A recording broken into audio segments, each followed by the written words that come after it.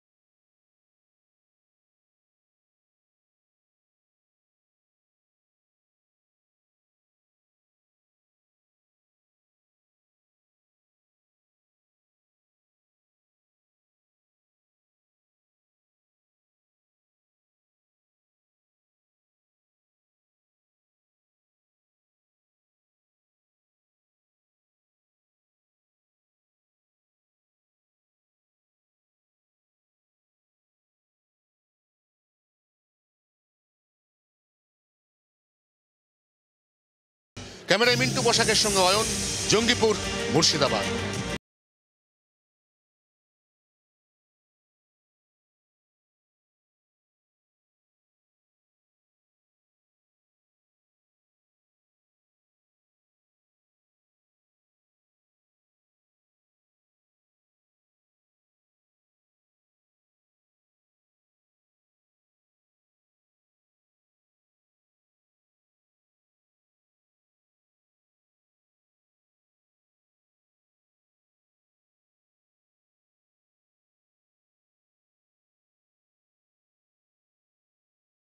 শরণার্থীদের মতো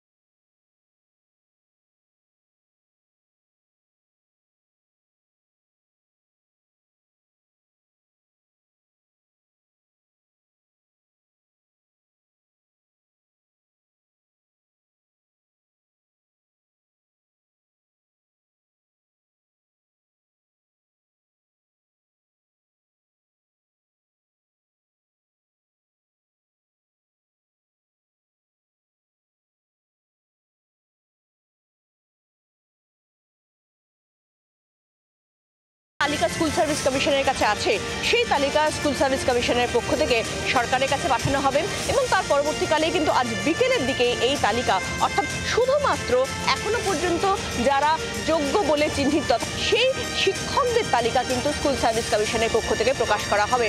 ইতিমধ্যে সুপ্রিম কোর্ট যে নির্দেশ দিয়েছে যে এখনো পর্যন্ত এই যোগ্য বলে যারা চিহ্নিত তারা 31শে ডিসেম্বর পর্যন্ত কিন্তু তারা স্কুলে পড়াতে পারবেন। ফলে স্কুল সার্ভিস কমিশন সেই তালিকা প্রকাশ করার পরেই কিন্তু এই তালিকার ভিত্তিতে শিক্ষকরা তারা স্কুলে যোগ দিতে পারবেন এবং 31শে ডিসেম্বর পর্যন্ত সুপ্রিম কোর্টের যে নির্দেশ সেই নির্দেশ অনুযায়ী তারা স্কুলে পড়াতেও পারবেন। জি 24 ঘন্টার জন্য ক্যামেরায় জয়ন্ত সঙ্গে শ্রেয়সী, কলকাতা। করুণাময়ীতে চাকরিহারাদের মিছিল, এসএসসি ভবন অভিযান চাকরিহারাদের, এসএসসি ভবন চত্বরে জমায়েত করলেন চাকরিহারারা। যোগ্য চাকরিহারা আন্দোলনকারীদের মিছিল করুণাময়ীতে প্রথমে মানববন্ধন, তারপর তারা মিছিল করে এই মুহূর্তে এসএসসি ভবনের দিকে এগিয়ে যাচ্ছেন। এটা এই আন্দোলনকারীদের বক্তব্য যে গত 11ই এপ্রিল যখন শিক্ষামন্ত্রীর সঙ্গে তাদের বিকাশ ভবনে বৈঠক হয়েছিল এবং সেখানে এসএসসি চেয়ারম্যান উপস্থিত ছিল, সেখানে তাদেরকে আশ্বাস দেওয়া হয়েছিল যে 21 তারিখ অর্থাৎ আজকের মধ্যে এই যোগ্যদের তালিকা প্রকাশ করবে এসএসসি। সেক্ষেত্রে এসএসসি সূত্র খবর যে আজকেই সন্ধ্যের মধ্যে কিন্তু একটি যোগ্যদের তালিকা, যারা নন টেন্টেড ক্যান্ডিডেট, এখনো পর্যন্ত যারা নন টেন্টেড হিসেবে চিহ্নিত, তাদের যে তালিকা সেই তালিকা এসএসসির তরফ থেকে প্রকাশ করা হবে। কিন্তু যেটা এখানকার যারা চাকরিহারা আন্দোলনকারী তাদের যেটা বক্তব্য যে যতক্ষণ না সেই তালিকা প্রকাশ পাচ্ছে ততক্ষণ ধরে তারা আশ্বস্ত হতে পারছেন না, এমনটাই যোগ্য চাকরিহারা যারা আন্দোলনকারী তাদের বক্তব্য উঠে আসছে। জি 24 ঘন্টার জন্য ক্যামেরায় দেবাশিস বটব্যালের সঙ্গে বিক্রম দাস, বিধাননগর। আলিপুরে এবিভিপির বিক্ষোভের ধুমধুমা, ডিএম অফিসে বিক্ষোভ, বেশ কয়েকজন এবিভিপি সদস্যকে আটক করা হয়েছে। এবিভিপি ডিএম অফিস অভিযান ঘিরে একেবারে ধুমধুম।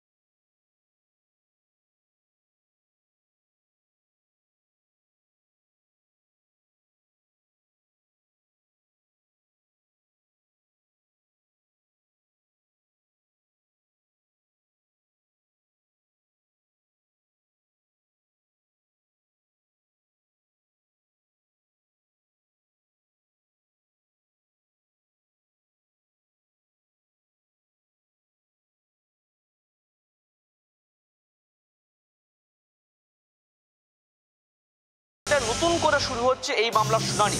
আজকে বিচারপতি তপব্রত চক্রবর্তী ডিভিশন বেঞ্চে মামলাকারীকে তারা দৃষ্টি আকর্ষণ করে বলেছেন যে এই মামলা শুরু করতে হবে। তাই আগামী 28 তারিখ থেকে, অর্থাৎ এই চলতি মাসের 28 তারিখ থেকে প্রাথমিক শিক্ষকদের ভবিষ্যৎ কী হবে তা নিয়ে শুনানি শুরু হচ্ছে।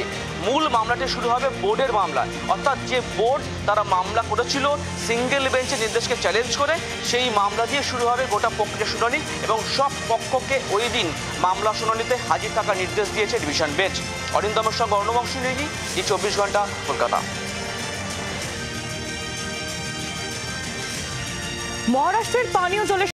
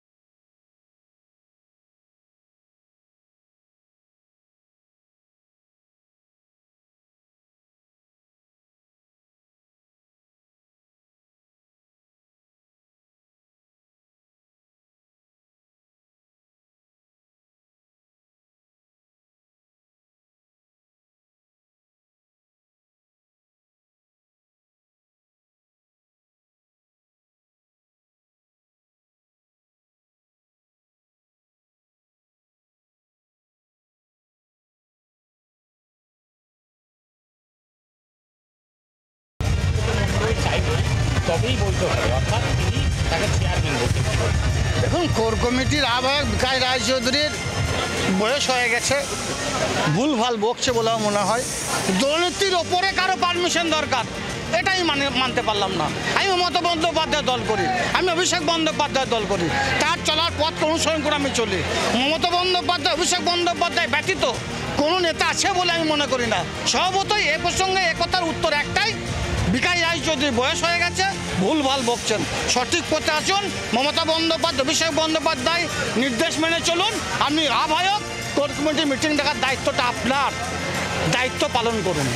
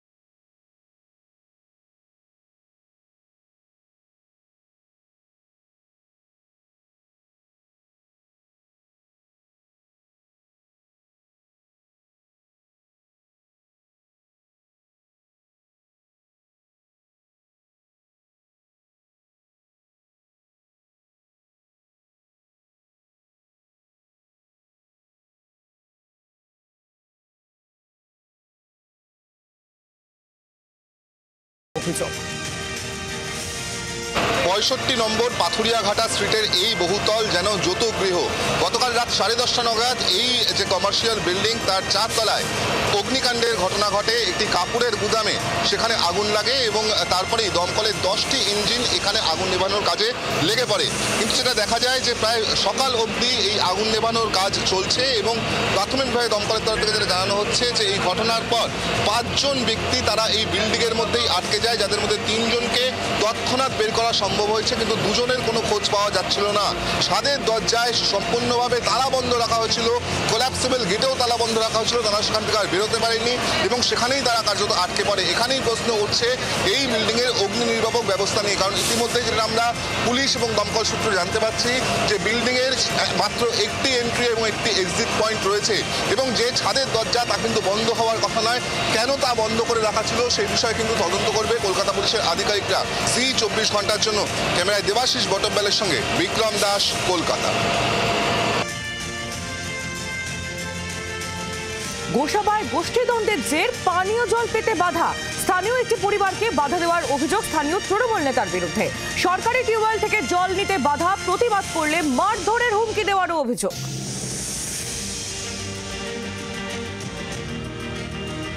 আমার ওই নাতনি জল নিতে গেছে, জল নিতে গিয়ে কলসি পোড়াচ্ছে, ও বাড়িতে ছুটে এসে ওর গালে একটা চড় মারলো, মেরে বললো তোর মারবার জন্য আমরা খুব চেষ্টায় ছিলাম, তা তোর মারতে পারেনি, তোর মেরে নি।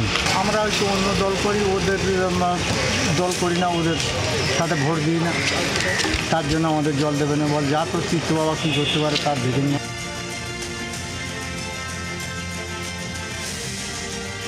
ভুয়ো আয়কর আধিকারিক সেজে লুট, ঘটনার 11